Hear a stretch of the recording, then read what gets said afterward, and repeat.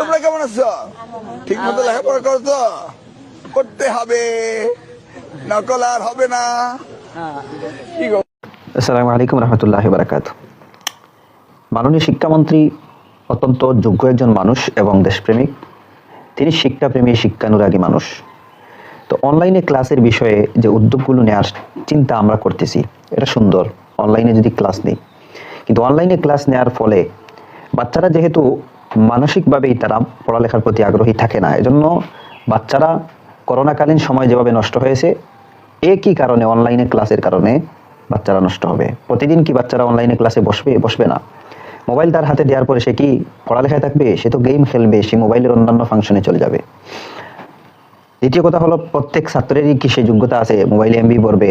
মোবাইলে তো এমবি লাগবে, তারপরে প্রত্যেক ছাত্রের মোবাইলের প্রয়োজন হবে। এই সব বিষয়ে মাথায় রেখে আমাদের যে কাজটি করা আসলে সুন্দর হবে, সেটি হলো, পৃথিবীর বহু দেশে আছে যে বাজার ঘাট সহ শিক্ষা প্রতিষ্ঠান সবগুলোকে সকালে first time early to bed and early to rise.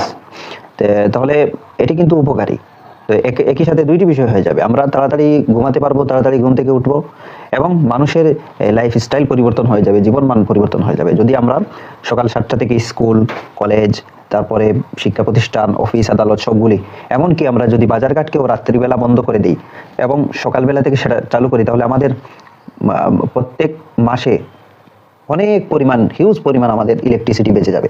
তো এই বিষয়টি আমরা যদি করতে পারি, আমাদের মানুষেরা যেমন শারীরিকভাবে লাইফস্টাইল পরিবর্তন হবে, ঠিক একইভাবে আমাদের দেশের বিরাট অংশের এই টাকা, এই যে ইলেকট্রিকের পেছনে আমাদের যে অযথা যে টাকাগুলো নষ্ট হচ্ছে, যেমন রাত্রিবেলা অযথা আমাদেরকে লাইটগুলি জ্বালাতে হচ্ছে, ফ্যান চালাতে হচ্ছে। দিনের বেলা যদি অফিস আদালত সকালে ফার্স্ট টাইম হয়, তাহলে দিন থাকতে থাকতে সেটা দিন গরম হতে হতে, সূর্যের তাপ গরম হতে হতে আমাদের কিন্তু ক্লাস শেষ হয়ে যাবে।